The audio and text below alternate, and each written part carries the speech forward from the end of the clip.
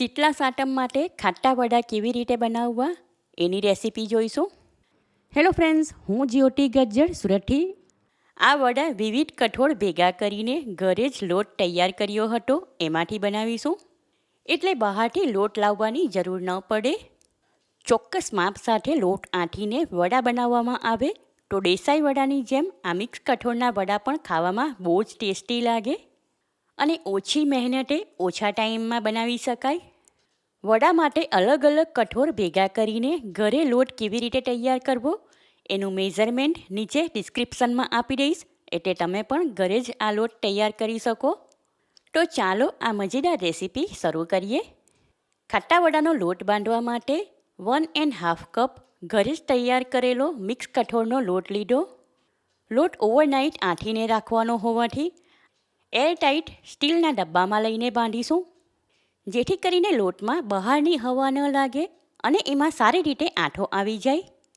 હવે એમાં 3 મોટી ચમચી ભરીને ઘરનું જમાવેલું મોળું દહીં ઉમેરીશું. અહીં તમારે મોળું દહીં જ લેવાનું, ખાટું દહીં નથી લેવાનું, કારણ કે લોટમાં આંઠો આવે એટલે ખટાશ પણ આવી જશે. હવે એક ખાંડણી લીધી, એમાં અડધી ચમચી મેથીના દાણા લઈને અધકચરા વાટી લઈએ, કારણ કે આ વડામાં મેથીનો ફ્લેવર ઘણો સારો લાગે. અધકચરા વાટેલા મેથીના દાણા લોટમાં ઉમેરીશું અને હવે લોટ બાંધવા માટે 1 કપ હૂંફાળું પાણી લીધું. એ થોડું એમાં ઉમેરી લોટ બાંધીશું, કારણ કે આ લોટ વધારે ઢીલો ન હોવો જોઈએ. લોટ બાંધી લીધો અને તમે જોઈ શકો છો હમણાં વધારે ઢીલો નથી. હવે આ ડબ્બાને ઢાંકણ લગાવી ઓવરનાઇટ ગરમ અને સૂકી જગ્યામાં રાખીશું, જેથી કરીને લોટમાં સારી રીતે આંઠો આવી જાય. લોટ બાંધવા માટે 1 કપ પાણી લીધું હતું, એમાંથી પા ભાગનું બચી ગયું. ઓવરનાઇટ લોટ આંટીને રાખ્યો એટલે સવાર સુધીમાં લોટમાં સારી રીતે આંઠો આવી ગયો, તમે જોઈ શકો છો. હવે ડબ્બામાંથી લોટ આ વાસણમાં કાઢી લઈએ. આંઠો આવવાથી લોટ થોડો ઢીલો થઈ ગયો, માટે આ ટાઈમ પર એમાં 2 ચમચા ભરીને જુવારનો લોટ ઉમેર્યું છું. સાથે એમાં 1/4 કપ જેટલી ઝીણી કાપેલી કોથમીર, 2 નાની ચમચી ભરીને વાટેલા આદુ મરચાં, 1 નાની ચમચી આખા ધાણા અને એની સાથે 10 નંગ કાળા મરી અધકચરા વાટી લીધા હતા, એ આમાં ઉમેરીશું. તમારે આ બંને મસાલા આખા નાખવા હોય તો નાખી શકાય. 1 નાની ચમચી લાલ મરચું, 5 ચમચી હિંગ, અડધી ચમચી હળદર, સ્વાદ પ્રમાણે 1 ચમચી મીઠું, 1 મોટી ચમચી ભરીને દેશી ગોળ અને મોણ માટે 1 મોટી ચમચી ભરીને તેલ ઉમેરીશું. ત્યાર પછી લોટ સાથે બધું સારી રીતે મિક્સ કરી લઈએ.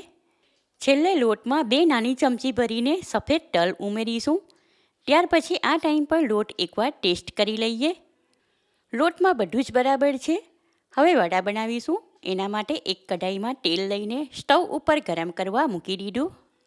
તેલ ગરમ થઈ ગયું તો હવે થોડો લોટ હાથમાં લઈને તેલમાં નાની સાઇઝના વડા મૂકીશું. વડા ફ્રાય કરતી વખતે ગેસ ફ્લેમ મીડિયમથી લોની વચ્ચે રાખીશું અને ફ્રાય કરવા મૂકેલા વડા જારી વડે ફેરવતા રહીશું, એટલે દરેક સાઈડેથી એક સરખા ફ્રાય થાય. આશરે 5 મિનિટ પછી વડાની ઉપર ગોલ્ડન કલર આવી ગયો, માટે એને જારીમાં લઈને પેપર નેપકિન પર મૂકીશું અને આ જ પ્રમાણે બાકીના વડા બનાવી લઈએ. સુપર ટેસ્ટી ગરમા ગરમ મિક્સ કઠોળના ખાટા વડા તૈયાર છે.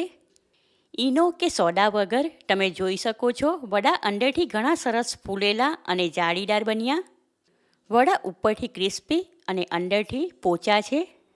આ રીતે વડાનો લોટ બાંધવામાં આવે તો એ જરા પણ તેલિયા ન બને અને ખાવામાં ટેસ્ટફુલ લાગે. સાતમ સિવાય આ વડા ભગવાનને ભોગ ધરાવવા માટે થાળ તૈયાર કરો. એમાં દૂધપાક પૂરી કે લાડુ સાથે ફરસાણ તરીકે બનાવી શકાય, કારણ કે આ વડા કાંદા લસણ વગર બનાવ્યા છે. માટે આવનારા તહેવારોમાં આ રેસીપી તમે એકવાર ચોક્કસ ટ્રાય કરો. તમને મારી આ રેસીપી કેવી લાગી એ કમેન્ટ કરીને જણાવો. પસંદ આવી હોય તો વિડીયોને લાઈક કરીને શેર કરો. ચેનલ પર નવા હોવ તો સબસ્ક્રાઈબ કરીને બાજુમાં આપેલા બેલ આઇકન પર ક્લિક કરો, એટલે આવનાર દરેક નવી રેસીપીનું નોટિફિકેશન તમને મળતું રહે.